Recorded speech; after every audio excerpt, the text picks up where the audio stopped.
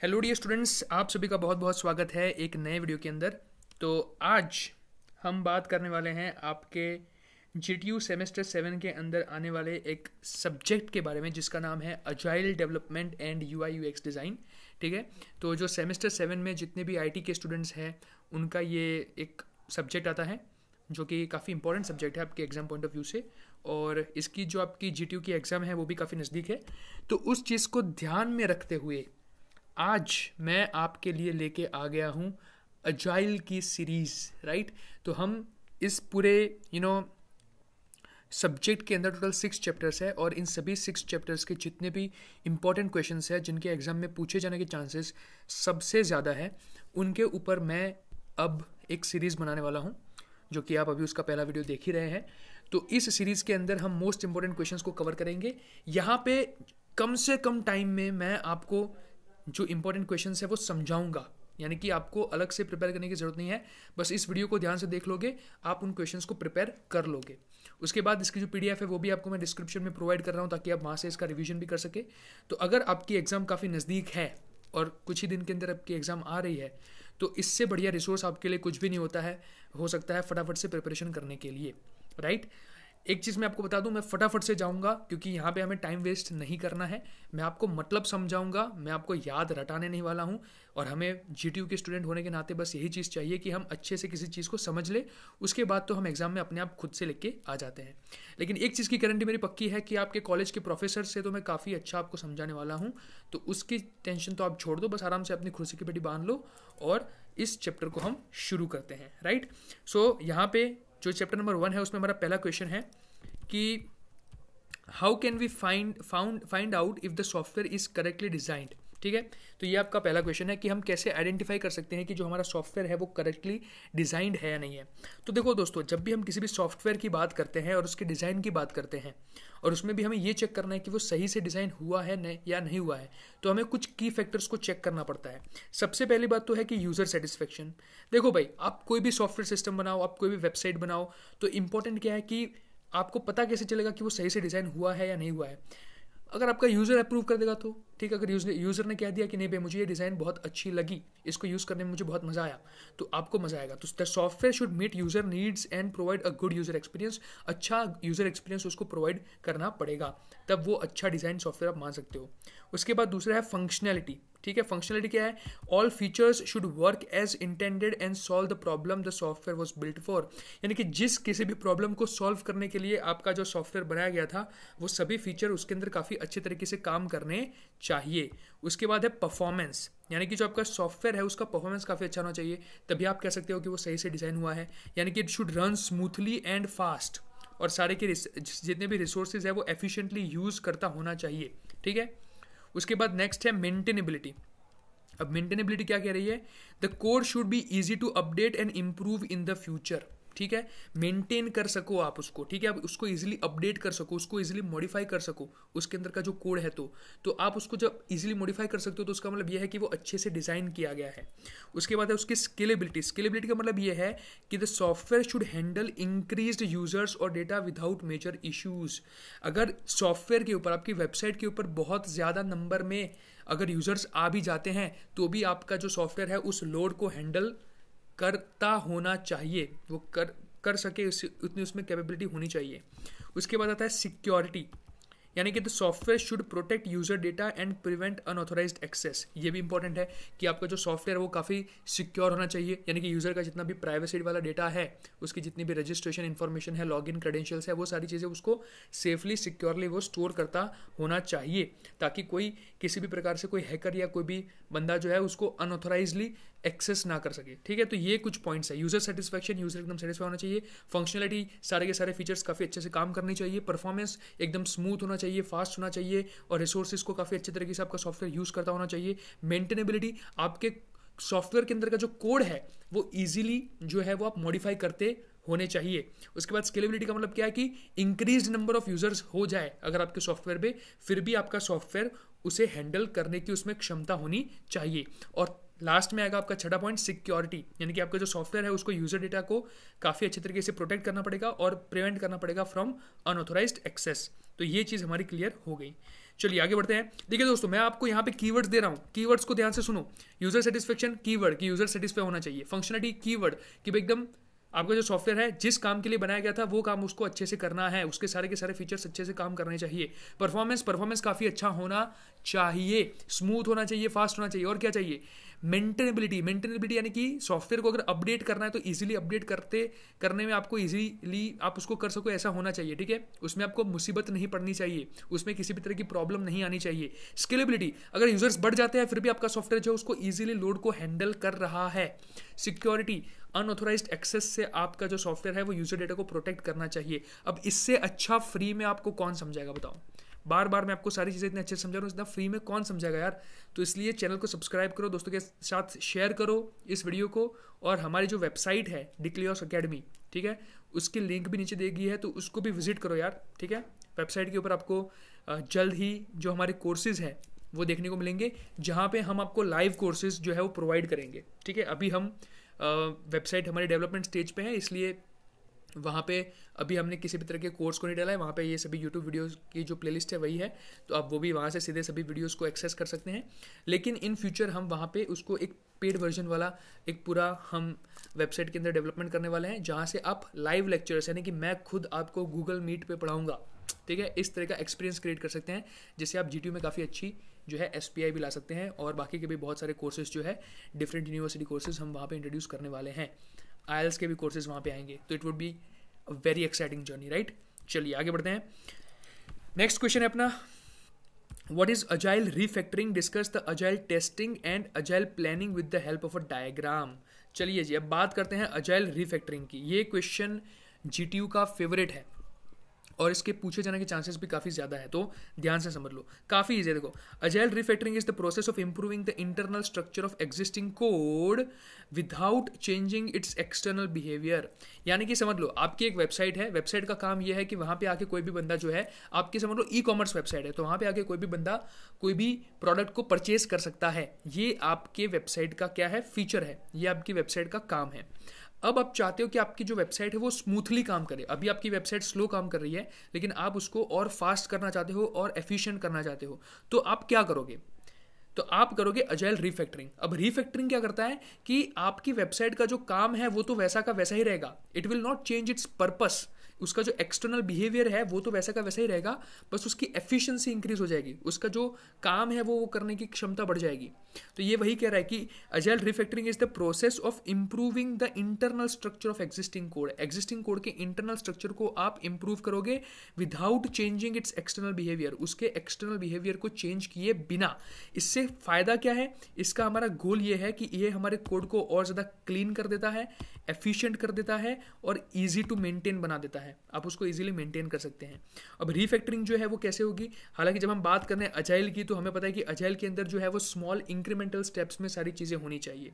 ठीक है, तो रीफैक्टरिंग भी जो है वो क्या होगी? स्मॉल इंक्रीमेंटल स्टेप्स में होंगी ड्यूरिंग अजाइल डेवलपमेंट साइकिल्स। यानी कि क्या करेंगे आप कि एक छोटा इंप्रूवमेंट लाया, उसको पब्लिश किया, फिर एक इंप्रूवमेंट लाया, उसको पब्लिश किया, फिर इंप्रूवमेंट लाया, फिर पब्लिश किया, तो ये पूरी की पूरी साइकिल चलती रहती है। आप एक बार में ही सारे चेंजेस नहीं लाएंगे, पहले कुछ चेंजेस लाएंगे, उसको पब्लिश करेंगे, देखेंगे कि यूजर के साथ कैसा खुश है नहीं है, उसके बाद नए चेंजेस और लाएंगे। तो ये एक इंक्रीमेंटल साइकिल चलती रहती है। ठीक है, तो ये आपके कोड को फ्लेक्सिबल भी रखता है फ्यूचर चेंजेस के लिए। It ensures that technical debt is reduced over time, यानी कि वेबसाइट के ऊपर जो आने वाला लोड है वो कम हो, हमें लोड ही कम करना है, राइट। अब हम बात करते हैं अजाइल टेस्टिंग के बारे में। ठीक है, तो अजाइल टेस्टिंग क्या है? Agile testing is an iterative testing process that happens along side development. ये बहुत इंपॉर्टेंट है। देखिए, अजाइल टेस्टिंग एक इटरेटिव टेस्टिंग प्रोसेस है। जब भी अजाइल की बात हो तो समझ लो कि वहाँ पे सारी चीज़ें इटरेटिव होगी, बार बार होगी। ये अलोंग साइड डेवलपमेंट है, ये बहुत इंपॉर्टेंट पॉइंट है। देखो, अलोंग साइड डेवलपमेंट होगा अजाइल टेस्टिंग। इसका मतलब क्या है कि डेवलपमेंट चल रहा है, वेबसाइट बन रही है, साथ साथ में उसकी टेस्टिंग हो रही है। फॉर एग्जांपल, मेरे पास एक वेबसाइट है, ई-कॉमर्स वेबसाइट, उसके अंदर मैंने ऐड टू कार्ट वाला फीचर जो है उसको डिज़ाइन किया। अब मैंने पूरी वेबसाइट को डिज़ाइन नहीं किया है, उसमें एक नया फीचर मैंने ऐड किया है। तो होगा क्या कि जैसे ही मैंने ऐड टू कार्ट वाला फीचर उसमें ऐड किया, उसके साथ साथ ही में उसकी आप उस फीचर की टेस्टिंग भी करोगे। ऐसा नहीं कि आपकी पूरी वेबसाइट बन गई, फाइनल प्रोडक्ट तैयार हो गया, उसके बाद ही आप सभी फीचर्स के ऊपर एक साथ टेस्टिंग करोगे। ऐसा नहीं करना है। आपने क्या करना है, जैसे जैसे फीचर बनते जाते हैं वैसे वैसे टेस्टिंग करनी है। इसलिए इसको बोला जाता है कि जो अजाइल टेस्टिंग है ये एक इटरेटिव मेथड है जो होती है along side the development. It focuses on, अब ये किन किन चीज़ों पे फोकस करती है। पहला है कंटिन्यूस फीडबैक, यानी कि ड्यूरिंग द डेवलपमेंट प्रोसेस आप कस्टमर से, आप डेवलपर्स जो है वो कस्टमर से या तो फिर टेस्टिंग टीम से कंटिन्यूसली फीडबैक लेते रहते हैं ताकि वो साथ साथ में उन इंप्रूवमेंट्स को ला सके। फिर कस्टमर इन्वॉल्वमेंट, इसमें कस्टमर को भी इन्वॉल्व किया जाता है, यानी कि जो टेस्टर्स होते हैं वो कस्टमर्स के साथ काम करते हैं जिससे वो मेक श्योर कर सके कि कस्टमर्स की जो रिक्वायरमेंट्स है वो अच्छे तरीके से पूरी की जा रही है। फिर ये बहुत इंपॉर्टेंट है, ये वाला पॉइंट मेंशन करना ही करना है आपने, ऑटोमेटेड टेस्टिंग, यानी कि ऑटोमेटेड टेस्टिंग भी इस अजाइल डेवलपमेंट के अंदर होती है। ऑटोमेटेड टूल्स का यूज़ किया जाता है to speed up the testing process, ठीक है। यानी कि आप क्या करते हैं कि एक टूल लेते हैं, उसको आप पाइथन की स्क्रिप्ट्स दे दो, उससे आपने उसको ट्रेन किया, ठीक है। अब वो टेस्टिंग करने के लिए वो टूल अपने आप टेस्टिंग कर देगा, आपको अब टेस्ट करने की जरूरत नहीं है, वो टूल ही खुद उस चीज़ को टेस्ट कर देता है, ठीक है। तो ये आपकी जो टेस्टिंग प्रोसेस है उसको स्पीड अप करने के लिए किया जाता है।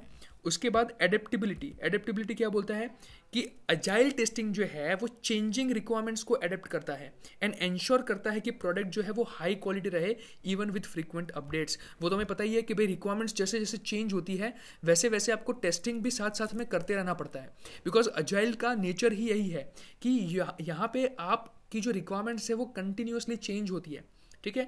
यहाँ पे एक रिजिड डेवलपमेंट प्रोसेस नहीं होने वाली है कि एक बार आपको डेवलपमेंट दे दिया और बस वही आपको करना है। यहाँ पे प्रोसेस जो है वो इटरेटिवली चलती रहती है, यानी कि एडेप्टिव अप्रोच यहाँ पे आपको रखना पड़ता है, इसीलिए टेस्टिंग में भी ये आपको ध्यान में रखना पड़ेगा। चलिए अब बात करते हैं अजाइल प्लानिंग के बारे में कि अजाइल प्लानिंग क्या होती है। तो अजाइल प्लानिंग जो है वो क्या बोलता है कि आपको जो आपका प्रोजेक्ट है उसको स्मॉलर टास्क में डिवाइड कर देना है और फिर उसको शॉर्ट साइकिल्स में कंप्लीट करना है, जिसको हम बोलते हैं स्प्रिंट, ठीक है।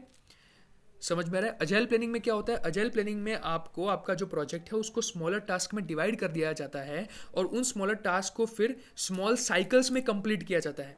और ये जो स्मॉल साइकिल्स होती हैं जिसमें आप इन टास्क को कंप्लीट करेंगे उसको बोला जाता है स्प्रिंट। यानी कि आप एक बार में आपका पूरा प्रोजेक्ट जो है वो डेवलप नहीं करने वाले हैं, उसकी जगह आप क्या करेंगे कि प्रोजेक्ट को छोटे छोटे टुकड़ों में बांट देंगे और उसके बाद हर एक टुकड़ा जो होगा आपका उसको आप एक साइकिल में है एक टीम को दे देंगे, वो टीम अपनी साइकिल में चलाती रहेगी जिसको हम स्प्रिंट बोलते हैं और फिर उसको डेवलप करेगी एंड देन फाइनली आप सभी चीज़ों को एक साथ मिलाकर अपना फाइनल प्रोजेक्ट तैयार करते हैं। It focuses on flexibility, definitely flexibility होगी, क्यों, बिकॉज ये जो प्लान्स होते हैं वो बेस्ड ऑन फीडबैक होते हैं आफ्टर ईच स्प्रिंट, यानी कि आफ्टर ईच साइकिल ये जो आपने जो कुछ भी फीचर बनाया है वो जाता है रिव्यू के लिए और वो रिव्यू आएगा, उसमें से फिर से उसके अंदर फीडबैक आएगा और फिर से वो साइकिल दौड़ेगी और उसमें जो इंप्रूवमेंट्स है वो आप फीडबैक के बेसिस पे लाओगे। इस तरीके से आपका जो पूरा प्रोजेक्ट है वो क्या हो जाएगा, रिफाइन हो जाएगा और लास्ट में जो आपके जो फीचर्स बन के आएंगे वो काफ़ी ही एफिशिएंट होंगे। नेक्स्ट है प्रायोरिटाइजेशन। तो प्लानिंग में ये भी आपको तय करना है कि कौन से फीचर्स सबसे ज़्यादा इंपॉर्टेंट है, यानी कि the most important features are developed first. इसको ही तो बोलते हैं प्रायोरिटाइजेशन, प्रायोरिटी देना कि जो ज़्यादा इंपॉर्टेंट फीचर्स है उनको आप पहले डेवलप करोगे और जो लेस इंपॉर्टेंट फीचर्स है उसको बाद में करोगे। इसलिए जो टीम है वो क्या करती है, प्रायोरिटी के ऑर्डर में जो है काम करती है। फिर आता है टीम कोलैबोरेशन, बहुत इंपॉर्टेंट है। प्लानिंग करने के लिए हर एक जो इंसान है, टेस्टर हो गया, डेवलपर हो गया, प्लान मेकर जो हो गया, प्रोजेक्ट मैनेजर हो गया, एक साथ सबको बैठ के प्लानिंग करनी पड़ती है। तो everyone contributes to the planning process, ठीक है। उसके बाद एस्टिमेशन, एस्टिमेशन बहुत इंपॉर्टेंट है यार। प्लानिंग करते हो तो आप क्या करते हो, सबसे पहले जब भी आप कोई चीज़ मार्केट में खरीदने जाते हो तो घर पे आप एक प्लान बनाते हो ना कि मार्केट में जाके मेरा कितना बजट है, ठीक है, मैं कितने की खरीदी करूंगा, मेरे पास कितने पैसे पड़े हैं, मुझे कौन कौन सी चीज़ें चाहिए। ये क्या है, एक टाइप की प्लानिंग ही है जहाँ पे आप कॉस्ट एस्टिमेशन करते हैं कि अगर मैं सब्जी लेने गया तो सब्जी इतने में पड़ेगी, मुझे कपड़े लेने गया कपड़े इतने में पड़ेंगे, तो घर पे वापस आऊँगा तब तक मेरा इतने का खर्चा मुझे आज का दिन में लगाना पड़ेगा, तो आप उतना घर से पैसा लेके निकलते हो। तो वही चीज़ यहाँ पे भी होगी, एस्टिमेशन करना है आपको। Task are estimated in terms of effort, कि कितना एफर्ट लगेगा भाई उस पर्टिकुलर फीचर को बनाने में, कितना एफर्ट लगेगा, और उसके बाद जो टीम है वो डिसाइड करती है how many task can be completed in a sprint, और फिर वो उस स्प्रिंट के अंदर उतने टास्क को कंप्लीट करते हैं। समझ में आ रहा है।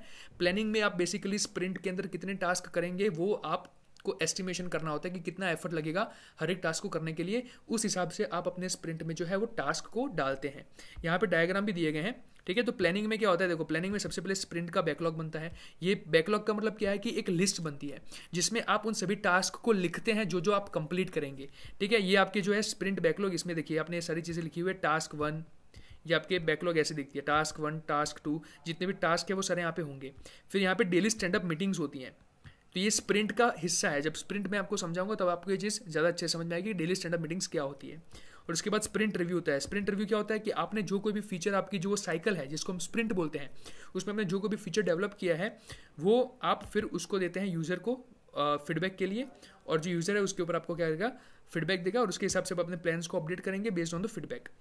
अजाइल टेस्टिंग की बात करते हैं, तो अजाइल टेस्टिंग किस चीज़ पे फोकस करता है, it focuses on continuous integration, ठीक है। कंटिन्यूअस इंटीग्रेशन पे ये चीज़ फोकस करती है। इसमें अलग अलग टाइप की टेस्टिंग्स आती है। कौन कौन सी टेस्टिंग्स है, यूनिट टेस्टिंग आ गई, ठीक है, फिर इंटीग्रेशन टेस्टिंग आ गई, फिर अपने पास एक्सेप्टेंस टेस्टिंग आ गई, सिस्टम टेस्टिंग आती है। ये सारे के सारे टेस्टिंग मेथोडोलॉजीज आगे के चैप्टर्स में हम देखने वाले हैं, so don't worry about that. ये सारी की सारी चीज़ें मैं आपके सामने डिस्कस करने वाला हूँ। और इसके बाद जो टेस्ट के रिजल्ट्स आते हैं उसके हिसाब से आपको फीडबैक मिलता है। तो कंटिन्यूअस टेस्टिंग एंड फीडबैक जो है वो प्रोसेस इसमें चलती रहेगी, ठीक है। ये पीडीएफ में आपको प्रोवाइड करूंगा, वहाँ से आप आराम से ये सारी चीज़ें देख सकते हैं, आपको समझ में आ जाएगी। चलिए जी, तो अजाइल प्लानिंग क्या किस चीज़ पे फोकस करती है भाई, ये क्रिएटिंग अ स्प्रिंट बैकलॉग, यानी कि आप बैकलॉग क्रिएट करते हैं, उसके अंदर सारे टास्क लिस्ट करते हैं, टास्क का प्रायोरिटाइजेशन करते हैं, और उसके बाद आपके प्लान्स को अपडेट करते हैं based on sprint reviews. And agile testing किस चीज़ पे फोकस करता है, तो इसमें अलग अलग टाइप की टेस्टिंग करनी है आपको, और ये along side the development process होगा, यानी कि डेवलपमेंट प्रोसेस के साथ साथ होगा।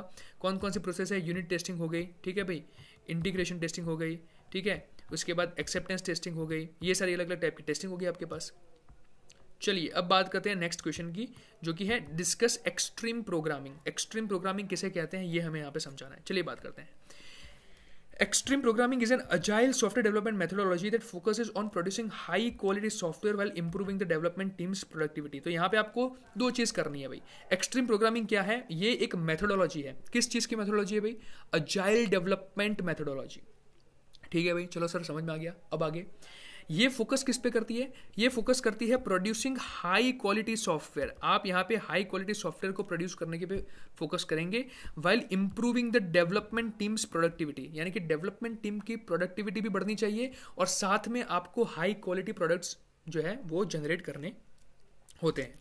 अब ये किस चीज़ पे फोकस करता है, it promotes frequent releases in short development cycles. जैसे मैंने स्प्रिंट में बताया था ना कि स्प्रिंट में आप स्मॉल साइकिल्स क्रिएट करते हैं, जैसे हम स्प्रिंट बोलते हैं, उसमें आप डेवलपमेंट करते हैं किसी भी फीचर का, उस फीचर को आप फिर यूज़र को देते हैं रिव्यू करने के लिए। यूज़र उसको रिव्यू करेगा, वो आपको फीडबैक प्रोवाइड करेगा। बेस्ड ऑन दैट फीडबैक आप फिर से एक नई साइकिल दौड़ाओगे, उन सभी इंप्रूवमेंट्स को इंप्लीमेंट करोगे और फिर से यूज़र को दोगे ताकि वो आपको बताए कि और कौन से इंप्रूवमेंट्स की ज़रूरत है। तो सेम चीज़ यहाँ पे एक्सट्रीम प्रोग्रामिंग में होगी। यहाँ पे हम फ्रीक्वेंट रिलीजेस डालेंगे मार्केट में, ठीक है, इन शॉर्ट डेवलपमेंट साइकिल्स, जिसको हम इटरेशंस भी कह सकते हैं, to improve product quality and adapt to changing customer requirements. जिससे मतलब होगा क्या, because every time after each cycle you are introducing your feature to the customer, he will provide you the feedback, based on that feedback you will again improve yourself. तो यहाँ पे keep improving yourself वाली mentality आ जाती है। आप cycles में चलते हैं, प्रोडक्ट की जो क्वालिटी है वो इंप्रूव होती चली जाती है। अब चेंजिंग रिक्वायरमेंट्स जो होती है कस्टमर की, चलो मान लिया कि पहली बार गए कस्टमर के पास, एक फीचर ले गए, कस्टमर ने कहा कि भाई इसके अंदर ये वाला फीचर भी ऐड कर दो, तो कस्टमर के रिक्वायरमेंट्स पे तो चेंज होती रहती है। तो वो चेंज होने वाले रिक्वायरमेंट्स को भी आप जो है वो तुरंत इंप्लीमेंट कर सकते हो अगर आप स्मॉल डेवलपमेंट साइकिल्स में डेवलपमेंट करते हो तो, ठीक है जी। अब बात करते हैं की प्रिंसिपल्स ऑफ एक्सट्रीम प्रोग्रामिंग के बारे में कि कौन कौन से की प्रिंसिपल्स है एक्सट्रीम प्रोग्रामिंग के। तो एक हो गया कंटिन्यूअस फीडबैक, कि आपको डेवलपर्स जो है वो कंटिन्यूअस फीडबैक लेते रहेंगे कस्टमर से पास से और टेस्टर के पास से। सिंपल डिज़ाइन, तो यहाँ पे जो सॉफ्टवेयर है उसके डिज़ाइन को हम हमेशा सिंपल रखते हैं, बिकॉज हमें ज़्यादा जो चीज़ें हैं काम बिना की वो इंक्लूड इसमें नहीं करनी होती है।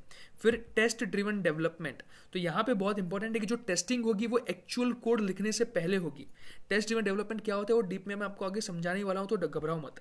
फिर आता है पेयर प्रोग्रामिंग, तो पेयर प्रोग्रामिंग क्या बोलता है कि two developers work together on the same code, यानी कि एक से भले दो वाला यहाँ पे फंडा है, दो डेवलपर एक साथ बैठ के एक ही कोड पे काम करेंगे, जिससे जो है क्या होता है कि एक जो डेवलपर है वो कोड को लिखता है और जो दूसरा डेवलपर है उस कोड को रिव्यू करता है। फिर है फ्रीक्वेंट रिलीजेस, यानी कि वो तो मैंने आपको पहले बताया कि आप बार बार जो है after each cycle frequent releases छोड़ते रहते हो। उसके बाद है कलेक्टिव कोड ओनरशिप, ठीक है, ये क्या है, कलेक्टिव कोड ओनरशिप, यानी कि everyone on the team can contribute to all parts of the code base ensuring that there is no dependency on a single developer, ठीक है। तो हर कोई जो है वो एक साथ जो है कोड कंट्रीब्यूट करता है। डन। अब आ जाते हैं नेक्स्ट क्वेश्चन पे, जो कि है what is agile model. Agile model किसे बोलते हैं ये हमें समझाना है। What are the objectives of agile development, agile model क्या है और ऑब्जेक्टिव्स क्या है अजाइल डेवलपमेंट के, उसके बारे में हम बात करेंगे। तो भाई अजाइल मॉडल तो आपने सॉफ्टवेयर इंजीनियरिंग सब्जेक्ट के अंदर भी पढ़ाई था, तो ये तो काफ़ी ईजी है, इसमें हम ज़्यादा टाइम गवाएंगे नहीं। Agile model is an approach to software development that emphasises flexibility, collaboration and customer feedback. ये इसके 3 प्रिंसिपल याद रख लो भाई। अजाइल का कोई भी क्वेश्चन पूछेगा आप उसको आराम से लेके आ जाओगे, ठीक है। फिर से दिखा रहा हूँ, agile model is an approach of software development, एक अप्रोच है सॉफ्टवेयर डेवलपमेंट का जो एम्फसाइज करता है फ्लेक्सिबिलिटी। फ्लेक्सिबिलिटी रखनी है आपको। फ्लेक्सिबिलिटी कैसे आएगी, because we are developing in small development cycles. Development आपका स्मॉल डेवलपमेंट साइकिल्स में हो रहा है, इटरेशंस में हो रहा है, तो स्पीडअप हो जाएगी प्रोसेस, फ्लेक्सिबिलिटी आपकी ज़्यादा हो जाएगी। कोलैबोरेशन, यानी कि हर एक बंदा एक दूसरे के साथ मिलकर काम करता है और बार बार आप कस्टमर फीडबैक लेते रहते हो। तो ये 3 चीज़ें हैं, flexibility, collaboration and customer feedback. यही जो है वो 3 प्रिंसिपल आप मान के चल लो अजाइल मॉडल के। ये जो मॉडल है इसमें क्या होता है, जो प्रोजेक्ट है वो broken down into small manageable chunks. आप अपने प्रोजेक्ट को छोटे छोटे टुकड़ों में बांट दोगे, जिसको हम बोलते हैं इटरेशंस और स्प्रिंट्स। और हर एक स्प्रिंट जो है आपका वो टिपिकली 2 से 4 हफ्ते का होता है, 2 से 4 वीक का होता है, ठीक है। तो हर एक स्प्रिंट के बाद, यानी कि हर एक 2 से 4 वीक के डेवलपमेंट के बाद आप एक working piece of the software deliver करते हैं, allowing the team to continuously improve based on customer feedback and changing requirements. चलिए समझ में आ गया, ठीक है। Agile is focused on quickly delivering functional software. आप क्विकली डिलीवर करते हो फंक्शनल सॉफ्टवेयर को। पहले कुछ बेसिक फंक्शनलिटीज प्रोवाइड करते हो, यानी कि जो मोस्ट इंपॉर्टेंट फंक्शनलिटीज है वो आप पहले स्प्रिंट में डेवलप करते हो। फिर दूसरी स्प्रिंट में आप उसको और रिफाइन करते हो। फिर तीसरी स्प्रिंट में उसको और ज़्यादा बेहतर बनाते हो। चौथी स्प्रिंट में और ज़्यादा बेहतर बनाते हो। तो ऐसे करके आपका अजाइल डेवलपमेंट मॉडल है वो काम करता है, ठीक है। Encouraging constant communication within the team and with the customer and being adaptable to changes. अब बात करते हैं ऑब्जेक्टिव्स के बारे में कि अजाइल डेवलपमेंट के ऑब्जेक्टिव्स क्या है। पहला ऑब्जेक्टिव है कस्टमर सेटिस्फैक्शन। भाई आपका कस्टमर सेटिस्फाई होना चाहिए, बिकॉज आप वर्किंग सॉफ्टवेयर उसको फ्रिक्वेंटली डिलीवर करोगे तो आपका कस्टमर जो है वो एंगेज्ड रहता है और सेटिस्फाइड रहता है। फिर है फ्लेक्सिबिलिटी। फ्लेक्सिबिलिटी रखनी है भाई, एडेप्टेबल टू चेंज रहो, ठीक है। जैसे जैसे कस्टमर की नई रिक्वायरमेंट्स आती है आफ्टर एवरी स्प्रिंट आप उसको अप्लाई करते हैं कि आपके में क्षमता होनी चाहिए। फिर है कंटिन्यूअस डिलीवरी, आपको कंटिन्यूअस डिलीवरी देनी है, ठीक है। Small frequent updates to of the software ensuring regular progress. वो अब पहले मैंने समझा दिया कि after every sprint you are delivering a working software, तो कंटिन्यूअस डिलीवरी हो गई। फिर कोलैबोरेशन, यानी कि एवरीवन शुड वर्क टुगेदर, चाहे वो डेवलपर हो, टेस्टर हो, डिजाइनर हो, सभी को एक साथ बैठ के काम करना है। इसको बोलते हैं क्रॉस फंक्शनल टीम्स, ठीक है। फिर आता है सिंप्लिसिटी। तो आपको ये भी बताया कि पहले स्प्रिंट के बाद एक सिंपल सोल्यूशन दो, ठीक है। Focus on delivering simple solution that works, avoiding unnecessary complexity. Unnecessary complexity आपको रखनी ही नहीं है आपके सॉफ्टवेयर के अंदर। फिर आपको हाई क्वालिटी प्रोडक्ट देना है, उसकी क्वालिटी काफ़ी अच्छी होनी चाहिए। इसीलिए तो बोल रहा है कि बार बार आप जो है वो कंटिन्यूसली टेस्टिंग एंड फीडबैक करते रहो, ताकि आप जो जो यूज़र की रिक्वायरमेंट्स है उसको बार बार इंप्लीमेंट कर सको और आपके सॉफ्टवेयर की जो क्वालिटी है वो काफ़ी अच्छी बनी रहे। फिर उसके बाद आता है सस्टेनेबल डेवलपमेंट, यानी कि एक कंसिस्टेंट पेस बना के रखना पड़ता है वर्क का, जो कि सस्टेन्ड हो इनडिफिनिटली विदाउट बर्नआउट, यानी कि जो लोड है वो उसको काफ़ी अच्छे से हैंडल करता होना चाहिए आपका जो प्रोजेक्ट है वो, ठीक है। फिर ट्रांसपेरेंसी, यानी कि everyone on the team has a clear understanding of project progress, goals and priorities. आपकी टीम का जो हर एक बंदा है उसको ट्रांसपेरेंसी मिलनी चाहिए, उसको प्रोजेक्ट के बारे में सारी इन्फॉर्मेशन जो है वो काफ़ी अच्छी तरीके से पता होनी चाहिए, इसी को बोलते हैं ट्रांसपेरेंसी, ठीक है। तो ये हो गया। अब नेक्स्ट आ जाते हैं क्वेश्चन, एक बार देख लो मेरे पास कितना वो है, ठीक है। चलिए, बैटरी डाउन हो रही है वैसे कोई प्रॉब्लम नहीं है। So explain agile testing, discuss agile testing principles. तो अब ये इंपॉर्टेंट, अजाइल टेस्टिंग क्या है और अजाइल टेस्टिंग प्रिंसिपल्स क्या है। प्रिंसिपल्स हमने पहले ही बात कर ली है अजाइल टेस्टिंग के अंदर, और अजाइल टेस्टिंग क्या होती है वो भी हमें पता है, लेकिन फटाफट से ये अलग सी थियरी है तो हम इसको देख लेते हैं। Agile testing is a type of software testing that follows the principles of agile development. Simple सी बात है भाई, अजाइल टेस्टिंग जो है वही टेस्टिंग होगी जो अजाइल डेवलपमेंट के प्रिंसिपल्स को फॉलो करती होगी। इट हैपन्स कंटिन्यूसली, ये भी मैंने आपको समझाया था कि जो टेस्टिंग है वो डेवलपमेंट के साथ साथ ही होगी, ठीक है। यानी कि आप टिल द एंड वेट नहीं करेंगे, डेवलपमेंट के साथ साथ ही आपकी टेस्टिंग होती रहेगी। The goal is to ensure that the software works as expected throughout the development. आपका मेन गोल यही है कि सॉफ्टवेयर जो है जैसा हम चाहते हैं वैसा काम करता है या नहीं करता है, उस चीज़ को चेक करने के लिए आप थ्रू आउट डेवलपमेंट टेस्टिंग करते रहते हैं।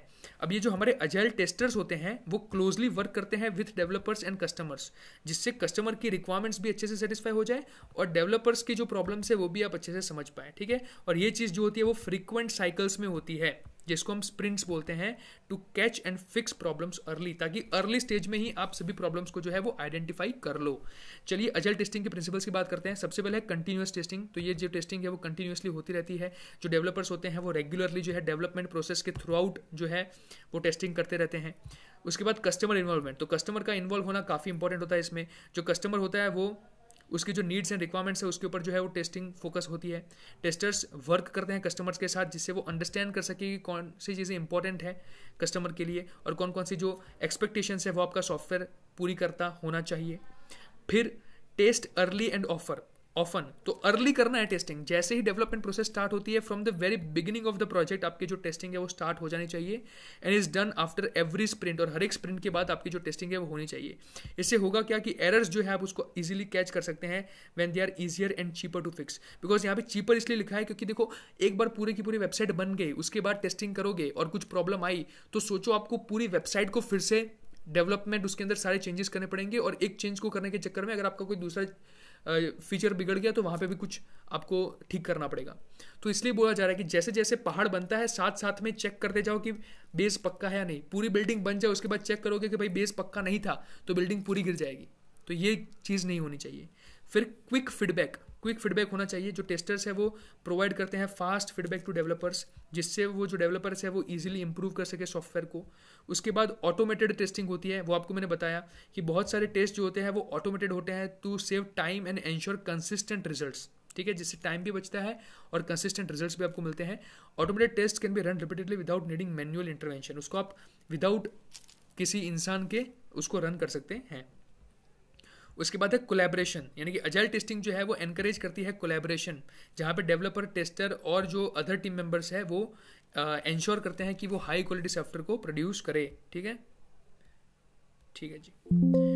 सो एवरीवन वर्क्स टुगेदर, ठीक है। यहाँ पर मेरी बैटरी जो है वो डाउन हो रही है तो फटाफट से हम इसको देखते हैं। Everyone works together to identify and fix issues, ठीक है। हर कोई एक दूसरे के साथ काम करता है जिससे वो आइडेंटिफाई कर सके और फिक्स कर सके इश्यूज को, राइट। मैं बस 1 मिनट दे दो, मैं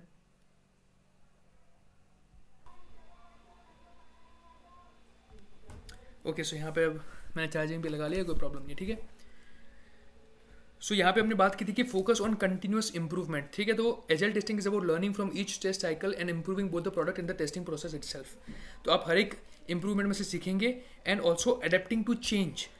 तो since agile development is flexible, the testing process must also be flexible and able to adapt to changes in requirements और priorities। जो agile testing है वो कैसी है, एकदम flexible होती है, राइट, हमें पता ही है। तो agile development flexible है, उसके साथ साथ हमारी जो प्रोसेस है वो भी कैसे होनी चाहिए, flexible होनी चाहिए, जिससे आप अडेप्ट कर सके चेंजेस इन रिक्वायरमेंट्स और प्रायोरिटीज। अब हम बात करते हैं वेरियस agile टेस्टिंग मेथड्स के बारे में। काफ़ी इंपॉर्टेंट क्वेश्चन है। इतनी टेस्टिंग मेथड सिखाऊंगा कि आप बोलोगे कि भाई बहुत हो गया, ये 7 मार्क्स में पूछे, 4 मार्क्स में पूछे, 3 मार्क्स में पूछे, ये क्वेश्चन आपको कितने भी मार्क्स में पूछे आप आराम से लिख के आ पाओगे, उतने आसान तरीके से, और उतनी सारी टेस्टिंग मेथड्स आपको मैं आज सिखाने वाला हूँ, ठीक है। तो अजाइल टेस्टिंग मेथड्स की बात करते हैं। Agile testing involves several different testing methods that are integrated into the development process, ठीक है। तो ये सारी चीज़ें देखने की जरूरत है, सीधे हम मेथड्स पे आ जाते हैं। सबसे पहले है हमारी बिहेवियर ड्रिवन डेवलपमेंट, जिसको हम बोलते हैं BDD। तो इसमें क्या होता है देखो, तो BDD is a testing method that focuses on expected behaviour of the software from the users perspective. तो BDD एक ऐसी टेस्टिंग मेथड है जिसमें आप टेस्टिंग ऐसे करोगे कि आप उसका जो सॉफ्टवेयर का बिहेवियर है एक यूजर के परस्पेक्टिव से चेक करोगे कि अगर कोई यूजर उसको टेस्ट करेगा तो कैसे टेस्ट करेगा।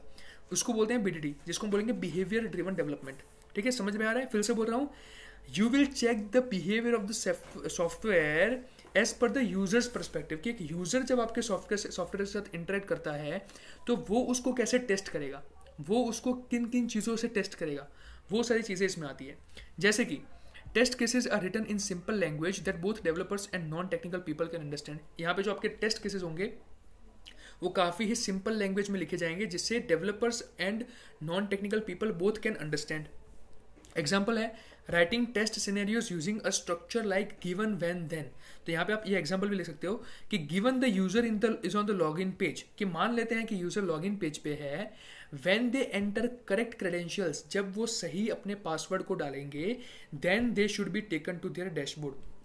तो ये हो गया आपका टेस्ट केस जो आप लिखोगे, और फिर आपको यही चीज़ टेस्ट करनी है कि यूज़र जो है वो लॉगिन पेज पे है, जब उसने अपने क्रेडेंशियल्स को एंटर कर दिया तो एक नॉर्मल यूज़र क्या एक्सपेक्ट करता है कि अब मुझे अपने डैशबोर्ड पे ये लेके जाएगा। अगर नहीं लेके जाता है तो इसका मतलब behaviour driven development testing method जो है वो फेल हो गई, एज सिंपल एज दैट। उसके बाद है नेक्स्ट अपनी टेस्ट ड्रिवन डेवलपमेंट मेथड। तो ये जो है वो कौन करते हैं, डेवलपर्स करते हैं। यहाँ पे क्या है, तो TDD is a method where developers write tests before writing the actual code. मैंने आपको बताया था ना कि मैं टीडीडी आपको बाद में समझाऊंगा, तो यहाँ पे समझाऊंगा। टेस्ट ड्रिवन डेवलपमेंट क्या बोलता है कि यहाँ पे जो आपका डेवलपर होगा वो एक्चुअल कोड लिखने से पहले, समझ रहे हो, यानी कि अभी तो आपने फीचर को डेवलप भी नहीं किया है, उससे पहले ही आप टेस्ट केस लिख रहे हो कि जब मैं अपना फीचर डेवलप करूंगा तो उसके ऊपर कौन कौन से टेस्ट केसेस मैं रन करूंगा। तो वो टेस्ट केसेस को आप पहले लिखते हो ताकि आपको पता चले कि इन चीज़ों को मुझे मेक श्योर करना है कि मेरे जो फीचर है उसमें ये सारी प्रॉब्लम्स नहीं आनी चाहिए। तो इसमें क्या है कि देखिए आपको सबसे पहले फीचर लिखना है, मतलब टेस्ट लिखना है फॉर अ फीचर। उसके बाद लिखना है minimum code to make the test pass, ठीक है, मिनिमम कोड लिखना है जिससे वो टेस्ट पास हो जाए। और जैसे ही वो टेस्ट पास हो जाता है उसके बाद आपको उसको रिफैक्टर करना है कोड को, यानी कि उसकी एफिशिएंसी को बढ़ाना है, उसको क्लीनर करना है, बट एंश्योर रखना है कि वो फिर भी टेस्ट को पास कर ले, ठीक है। गोल क्या है, to ensure that every piece of code is tested from the start. हमारा यहाँ पे गोल ये है कि जो एवरी पीस है कोड का वो टेस्ट हो जाए from the very start. Next बात करते हैं अपन एक्सेप्टेंस टेस्ट ड्रिवन डेवलपमेंट की, जिसको बोलते हैं एटीडीडी। तो ये उसका एक्सटेंडेड वर्जन है। ATDD focuses on writing acceptance tests that reflect what the customer wants। तो यहाँ पे डेवलपर के पॉइंट ऑफ व्यू से हम नहीं देखेंगे बल्कि कस्टमर के पॉइंट ऑफ व्यू से देखेंगे। That is the only difference. ये कैसे काम करता है, the customer, the developer and tester, ये तीनों कोलैबोरेट करते हैं to write the acceptance test before development start. तो यहाँ पे भी होगा तो वही, डेवलपमेंट करने से पहले ही आप टेस्ट केस को लिखोगे, लेकिन यहाँ पे तीन लोग साथ में बैठेंगे, कौन कौन, customer, developer and tester. That is the difference. To ensure that the software meets the customer requirement, ये इसका हो गया goal. And difference from TDD क्या है, तो टीडीडी जो है वो इंटरनल कोड पे फोकस करता है, while ATDD focuses on external behaviour and user satisfaction. तो यहाँ पे आप एक्सटर्नल बिहेवियर को और यूजर सेटिस्फेक्शन को ध्यान में लेते हैं, इसलिए इसमें कस्टमर्स भी साथ में इंटरेक्ट करते हैं, राइट। अब हम बात करते हैं नेक्स्ट एक्सप्लोरेटरी टेस्टिंग की। एक्सप्लोरेटरी टेस्टिंग क्या है, देखो नाम वैसा काम, एक्सप्लोरेटरी का मतलब है एक्सप्लोर करना। तो यहाँ पे क्या होगा, exploratory testing is where testers actively explore the software without predefined test cases. यहाँ पे आप किसी भी तरीके का टेस्ट केस पहले नहीं लिखेंगे, you would have no predefined test case. यहाँ पे जो टेस्टर है वो सॉफ्टवेयर को एक्टिवली एक्सप्लोर करता है without any kind of test case. Testers use their intuition, यानी कि वो अपनी क्रिएटिविटी को, अपने माइंड से वो यूज करते हैं to find issues by interacting with the software in different ways, software के साथ इंटरेक्ट करके डिफरेंट वेज में, right. To find bugs that might not be caught by automated test और प्लान टेस्ट केसेस, तो जिससे आप ऐसे बग्स को जो है कॉट कर सके जो कि ऑटोमेटेड टेस्ट और प्लान टेस्ट केसेस से आप नहीं पकड़ सकते हैं, राइट। उसके बाद आता है सेशन बेस्ड टेस्टिंग। अब सेशन बेस्ड टेस्टिंग है, ये है एक्सप्लोरेटरी टेस्टिंग का एक एक्सटेंडेड वर्जन। कैसे देखते हैं, so this is a structured form of exploratory testing where testing sessions are time boxed। समझ में आ रहा है, ये एक स्ट्रक्चर्ड फॉर्म है एक्सप्लोरेटरी टेस्टिंग का, जहां पे आपके जो टेस्टिंग सेशंस है ये टाइम बॉक्स्ड है, यूजुअली 1 to 2 आवर्स के टाइम बॉक्स्ड होंगे, and focused on specific areas of the software, and ये सॉफ्टवेयर के स्पेसिफिक एरियाज पे फोकस करते हैं। यहाँ पे कैसे काम करेगा, तो tester set objectives for each session, हर एक सेशन के लिए ऑब्जेक्टिव सेट करते हैं कि भाई इस सेशन के अंदर, ये जो 1 से 2 घंटे का हमारा टेस्टिंग सेशन होगा, इसके अंदर हम ये चीज़ें टेस्ट करेंगे, और उसके बाद वो सॉफ्टवेयर को एक्सप्लोर करते हैं, ठीक है। और एक्सप्लोर जो है वो एकदम बिंदास करेंगे, उसमें कोई टेस्ट केस नहीं रखेंगे, जैसे एक्सप्लोर करना चाहते हैं वैसे एक्सप्लोर करेंगे, and report their findings after the session ends. और जैसे वो 1-2 घंटे का सेशन खत्म होता है, अपनी जितनी भी फाइंडिंग्स होंगी उसको वो क्या करेंगे, रिपोर्ट करेंगे। गोल क्या है, to combine the benefits of exploratory testing with a more organised approach, यानी कि ये जो है वो एक्सप्लोरेटरी टेस्टिंग को एक ज़्यादा ऑर्गेनाइज्ड अप्रोच देता है, ठीक है। अभी छठी मेथड यूनिट टेस्टिंग, देखो मैं कितनी सारी मेथड लेके आऊँ पर टेस्ट की। यूनिट टेस्टिंग क्या बोलता है, unit testing involves testing individual pieces of code like a function और अ मॉड्यूल। ये भी आपने सॉफ्टवेयर इंजीनियरिंग के अंदर पढ़ाई होगा। यहाँ पे आप क्या करते हैं, इंडिविजुअल पीसेज ऑफ कोड। आप जो जावा में कोडिंग करते हैं, पाइथन में कोडिंग करते हैं, C++ में सी में कोडिंग करते हैं, वहाँ पे आप फंक्शंस बनाते हैं, वहाँ पे आप मॉड्यूल बनाते हैं। तो जब आप इंडिविजुअल फंक्शन, एक एक फंक्शन की जब टेस्टिंग करते हैं, एक एक यूनिट की जब टेस्टिंग करते हैं, तो उस टाइप की टेस्टिंग को कहा जाता है यूनिट टेस्टिंग। ये सबसे रिगरस टेस्टिंग है। यहाँ पे सबसे डिटेल्ड टेस्टिंग किसको कहा जाता है? सो डेवलपर्स जो है वो राइट करते हैं test for small pieces of functionality to ensure they work correctly on their own, ठीक है, to catch issues early in the development process and ensure each component works properly. यहाँ पे आप क्या करते हैं कि अर्ली जो स्टेज है आपका डेवलपमेंट का, उसी टाइम पे आप सभी इश्यूज को आइडेंटिफाई करने की कोशिश करते हैं, राइट, एंड एंश्योर करते हैं कि हर एक कंपोनेंट है वो सही से काम कर रहा है। चलिए नेक्स्ट आता है अपना ऑटोमेटेड टेस्टिंग। ऑटोमेटेड टेस्टिंग हमने पहले ही बात किया है कि यहाँ पे जो है यूज किए जाएंगे tools to run test scripts without human intervention, यानी कि यहाँ पे किसी भी प्रकार के ह्यूमन की जरूरत नहीं है for the testing purpose. Automated tools with some scripts would be able to test the software by themselves. तो टेस्टर्स जो है वो क्रिएट करते हैं automated scripts to test different functionalities which can be run repeatedly, saving time, जो कि repeatedly आप run कर सकते हैं। इससे आपका समय बच जाएगा बिकॉज आपको मैन्युअली सारी चीज़ें करने की ज़रूरत नहीं है। इसका गोल क्या है? तो गोल है to reduce manual testing effort and ensure consistent fast feedback on the software health. तो यहाँ पे आपका जो मतलब टेस्टिंग में जो एफर्ट जाता है, जो टाइम जाता है, वो यहाँ पे कम हो जाता है और कंसिस्टेंट और फास्ट फीडबैक जो है वो आपको यहाँ पे मिल जाएगा सॉफ्टवेयर की हेल्थ के ऊपर। अब हम बात करते हैं लास्ट टेस्टिंग मेथड जो कि है रिग्रेशन टेस्टिंग। रिग्रेशन टेस्टिंग क्या बोलती है? It checks this testing checks if new changes in the code have introduced bugs in parts of the software that were previously working। तो अगर आपकी जो वेबसाइट है उसमें आपने अगर कोई नया फीचर इंट्रोड्यूस किया तो उसकी वजह से किसी पुराने फीचर पे तो कोई अफेक्ट नहीं हुआ है ना, वो चेक करने के लिए जो टेस्टिंग हम करते हैं उसको बोलते हैं रिग्रेशन टेस्टिंग। यानी कि आफ्टर ईच स्प्रिंट और कोड चेंज, हर एक स्प्रिंट के बाद और कोड चेंज के बाद आप रिग्रेशन टेस्टिंग करते हैं to verify that new features haven't broken existing functionality. ये चेक करने के लिए कि जो नए फीचर्स हैं उन्होंने हमारी एग्जिस्टिंग फंक्शनैलिटी को ब्रेक नहीं किया है, ठीक है, to ensure the stability of the product after updates. यानी कि प्रोडक्ट की स्टेबिलिटी को चेक करने के लिए यूज किया जाता है आफ्टर अपडेट। चलिए ये चीज़ समझ में आ गई आपको। हमने बात की रिग्रेशन टेस्टिंग के बारे में, ऑटोमेटेड टेस्टिंग के बारे में, यूनिट टेस्टिंग के बारे में, सेशन बेस्ड टेस्टिंग के बारे में, एक्सप्लोरेटरी टेस्टिंग के बारे में, एक्सेप्टेंस टेस्ट ड्रिवन डेवलपमेंट के बारे में, टेस्ट ड्रिवन डेवलपमेंट के बारे में एंड बिहेवियर ड्रिवन डेवलपमेंट के बारे में। टाइप्स बहुत ज़्यादा है दोस्तों, लेकिन काफ़ी ईजी है, आसानी से आप इनको याद रख सकते हैं। कुछ ज़्यादा सोचने विचारने वाली चीज़ नहीं है, काफ़ी ईजिली समझ में आ जाए ऐसी चीज़ जो है यहाँ पे हमने देखा है, राइट। चलिए जी, अब हम बात करते हैं अपने नेक्स्ट क्वेश्चन की।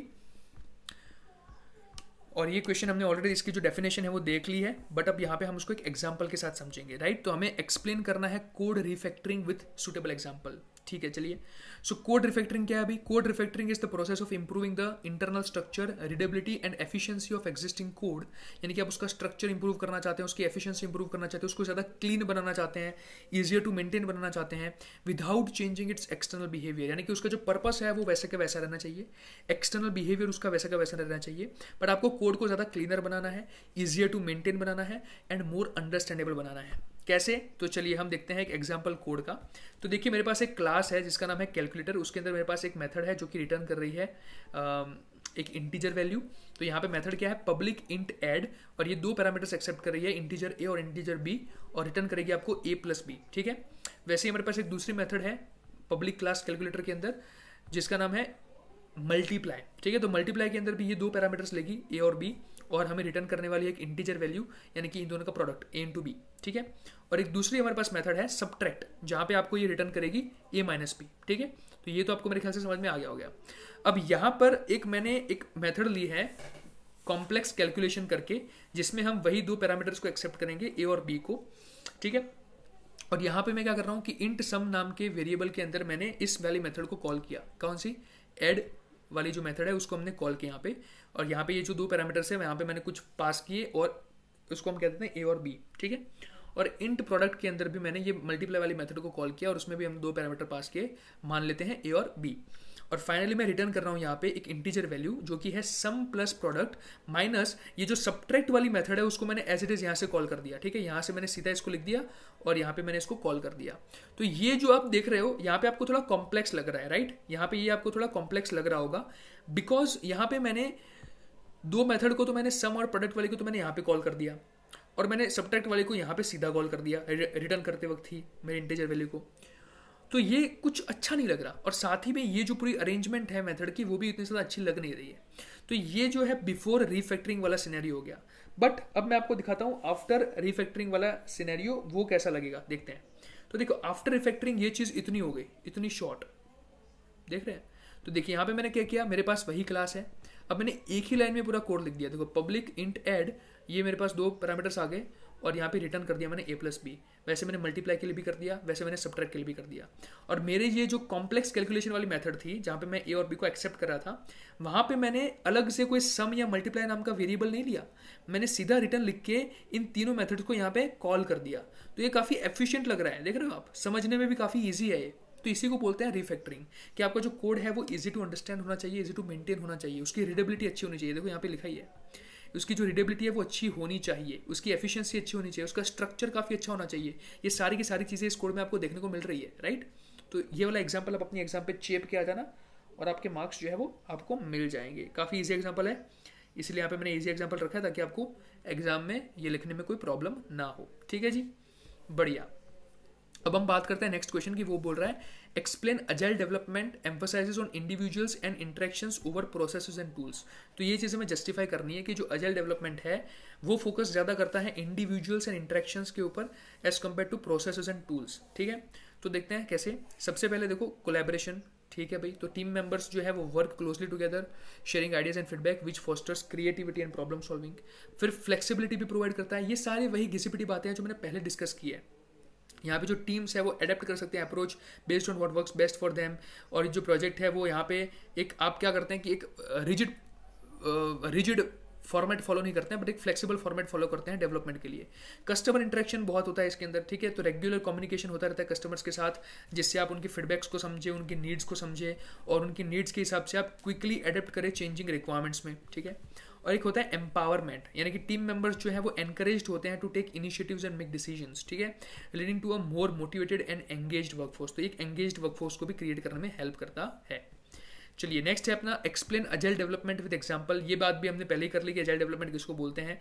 तो यहाँ पे फटाफट से ये भी देख लेते हैं। अजाइल डेवलपमेंट क्या है, एक फ्लेक्सिबल अप्रोच है सॉफ्टवेयर डेवलपमेंट का जो collaboration, customer feedback and iterative process पे फोकस करता है। ये चीज़ मैंने आपको पहले भी बताई। तो यहाँ पे एक लीनियर प्रोसेस नहीं होती है, यहाँ पे सर्कुलर प्रोसेस होगी जहाँ पे आपके पास स्मॉल साइकिल्स होंगी जिसको हम बोलेंगे स्प्रिंट्स। और हर एक स्प्रिंट जो है वो 2 to 4 वीक्स या तो फिर 1 to 4 वीक्स के बीच में हो सकती है। इसके की फीचर्स क्या है कि इटरेटिव प्रोसेस है, कस्टमर का कोलैबोरेशन इसमें रहता है, एडेप्टेबिलिटी इसमें रहती है, कंटिन्यूअस इंप्रूवमेंट इसके अंदर रहता है, राइट। एग्जाम्पल क्या है अजाइल डेवलपमेंट का, तो सबसे पहले देखो ये बहुत इंपॉर्टेंट है। एग्जाम्पल एक इमेजिन करते हैं कि एक टीम है जो कि डेवलप कर रही है एक mobile application for booking flights, ठीक है, जहाँ पे वो फ्लाइट्स को बुक कर सकते हैं जो लोग हैं। एक एप्लीकेशन है मोबाइल जहाँ पे लोग फ्लाइट के टिकट को बुक कर सकते हैं, ठीक है। ये हमें डेवलप करनी है इस तरीके की एक मोबाइल एप्लीकेशन। तो अब अजाइल डेवलपमेंट टीम जो है वो इसको कैसे प्लान करेगी उसके बारे में बात करते हैं। सबसे पहले होगी स्प्रिंट की प्लानिंग, यानी कि जो हमारी पहली साइकिल है उसकी आप करोगे प्लानिंग। तो at the start of a sprint the team and the customer discuss the features to be developed such as searching for flights and viewing flight details. तो सबसे पहले इनिशियली वो क्या करेंगे, कौन कौन से फीचर्स हम ऐड करेंगे इस स्प्रिंट के अंदर, उसके बारे में डिस्कशन होगी। किसके बीच में, टीम के बीच में और कस्टमर के बीच में। Such as searching for flights हो गया, व्यूइंग फ्लाइट डिटेल्स हो गया, ये सारी चीज़ें। उसके बाद आता है डेवलपमेंट फेज। तो उसमें क्या होगा, the team works on this features over the next 2 weeks, यानी कि आने वाले आगे के 2 हफ्ते तक डेवलपमेंट फेज चलेगा जहाँ पे जो टीम है उन फीचर्स के ऊपर क्या करेगी, काम करेगी। यहाँ पे वो क्या करेंगे, कोड को लिखेंगे, टेस्ट करेंगे और प्रीव्यू करेंगे रिव्यू के लिए। तो जैसे वो फीचर बन जाता है at the end of the 2 weeks they will present it to everyone, ठीक है। अब ये जो प्रोसेस होती है, ये 2 वीक की जो प्रोसेस होती है उसमें और भी चीज़ें होती है। क्या होती है, डेली स्टैंडअप्स। डेली स्टैंडअप्स क्या होता है, each day the team meets for a short session, यानी कि ये जो 2 वीक की जो स्प्रिंट होती है उसमें हर एक दिन जो टीम है वो एक शॉर्ट सेशन के लिए मिलती है to discuss progress, challenges and plans for the day, ठीक है। क्या क्या चीज़ें डिस्कस करने के लिए, प्रोग्रेस को डिस्कस करने के लिए, चैलेंजेस को डिस्कस करने के लिए and plans for the day. This keeps everyone aligned, ठीक है। उसके बाद क्या होता है कस्टमर फीडबैक। कस्टमर फीडबैक में क्या होगा कि at the end of the sprint the team demonstrates the new features to the customer. जो टीम है वो डेमोन्स्ट्रेट करेगी नए features to the customer and the customer provides feedback suggesting improvements और new features like a price alert function. और जो देखो मैंने आपको बताया कि कस्टमर जो है वो नई नई रिक्वायरमेंट्स देता ही रहेगा, तो कस्टमर अपना फीडबैक प्रोवाइड करेगा और maybe he will also tell you to include a new feature. जैसे कि यहाँ पे उसने कह दिया प्राइस अलर्ट वाला जो फंक्शन है उसको ऐड करो, तो उसके बाद वो क्या करेंगे, जैसे ही कस्टमर ने नई रिक्वायरमेंट दी वो नेक्स्ट स्प्रिंट की प्लानिंग करेंगे। लेकिन the team incorporates the customer feedback into the next sprint. वो नेक्स्ट स्प्रिंट में जो कस्टमर का फीडबैक उसको इनकॉर्पोरेट करेंगे और focusing on enhancing the app with new features. और इसी तरीके से जो कंटिन्यूस रिलीजेस की जो साइकिल है वो जो चलती रहती है, और इस तरीके से जो आपकी ऐप है वो इवॉल्व होती रहती है rapidly based on user needs and market trends. तो इस तरीके से पूरी प्रोसेस चलेगी। स्प्रिंट प्लानिंग होगी सबसे पहले, फिर डेवलपमेंट स्टार्ट होगा, उसमें डेली स्टैंडअप्स होते हैं, उसके बाद रिव्यू करवाएंगे आप, कस्टमर के पास से फीडबैक लेंगे, उसका जो फीडबैक होगा उसके बेस पे आप नेक्स्ट स्प्रिंट की प्लानिंग करेंगे and then you will keep giving the continue releases, right. इसी तरीके से आपकी साइकिल जो है वो चलती रहेगी। अब हम बात करते हैं नेक्स्ट थियरी और लास्ट थियरी, जो भी कहना हो कह लो। इसके बाद आपका फर्स्ट चैप्टर कंप्लीट हो जाएगा and you all are free. उसके बाद मैंने जो पीडीएफ प्रोवाइड किया उसको आप देखो, रिवाइज करो, उसमें से आगे बढ़ो और यार दोस्तों के साथ शेयर करो, राइट, अच्छा लगता है। सो ये क्वेश्चन बोल रहा है discuss advantages and disadvantages of agile methodology. Agile methodology के एडवांटेजेस एंड डिसएडवांटेजेस के बारे में डिस्कस करना है। एडवांटेजेस तो भाई साहब मैं आपको कह के थक गया, अब तक जितनी भी थ्योरीज में बात की वो सारी की सारी एडवांटेजेस के बारे में बात की थी। एडवांटेज क्या है भाई, फ्लेक्सिबिलिटी एंड एडेप्टेबिलिटी, समझाऊंगा नहीं, ऑलरेडी समझा चुका हूँ। कस्टमर सेटिस्फेक्शन ऑलरेडी समझा चुका हूँ। इम्प्रूव्ड क्वालिटी, यार सिंपल सी बात है, क्वालिटी इंप्रूव तो होने वाली है। फास्ट डिलीवरी होगी, बिल्कुल होगी सर, बिकॉज हमारे पास 2 हफ्ते की स्प्रिंट होती है, उसके बाद आप वर्किंग सॉफ्टवेयर डिलीवर करते हो, फिर से स्प्रिंट होती है, वर्किंग सॉफ्टवेयर डिलीवर करते हो, तो फास्ट डिलीवरी तो हो ही रही है। एनहेंस्ड कोलेबोरेशन होता है, बिल्कुल सही बात है यार, क्योंकि कस्टमर से आप बार बार रिक्वायरमेंट के बारे में जान रहे हो, उसके बार बार उससे आप फीडबैक ले रहे हो, testers along side the development testing भी कर रहा है, तो इससे अच्छी तो आपको कहाँ पे देखने को मिलेगी कोलेबोरेशन, बता दो मुझे, मेरे घर पे देखने को मिलेगी फिर। उसके बाद डिसएडवांटेजेस के बारे में बात करते हैं अजाइल मेथोडोलॉजी के। सबसे पहला है कि लेस प्रेडिक्टेबिलिटी, ये काफ़ी इंपॉर्टेंट है। देखो अजाइल के एडवांटेज तो पब्लिक बहुत बता देगी, अगर डिसएडवांटेज बताओ तो आप पक्के खिलाड़ी हो। डिसएडवांटेज क्या है, देखो the flexible nature of agile can lead to less predictable outcomes. अब ये बहुत इंपॉर्टेंट है, अजाइल जो है इसका नेचर बहुत फ्लेक्सिबल है, यानी कि कब आपका कस्टमर आपको कुछ नई रिक्वायरमेंट दे दे आपको नहीं पता, राइट। कुछ भी उसके दिमाग में मतलब आएगा, वो आपको नई रिक्वायरमेंट दे देगा, नया फीचर आपको डेवलप करने के लिए दे देगा आफ्टर एवरी स्प्रिंट। तो इसकी वजह से आपका जो प्रोजेक्ट है वो प्रेडिक्टेबल नहीं है। आप एग्जैक्टली कह नहीं सकते हो from the start of the development process कि मेरा प्रोजेक्ट कैसा बन के बाहर निकलेगा, कुछ भी बीच में आड़ा टेढ़ा आ सकता है, ठीक है। तो इसकी वजह से आप एस्टिमेट नहीं कर सकते हैं कि आपका प्रोजेक्ट कब तक कंप्लीट होगा और इसमें कितना कॉस्ट जाएगा, ये इसका डिसएडवांटेज हो जाएगा। उसके बाद रिक्वायर्स एक्सपीरियंस्ड टीम्स।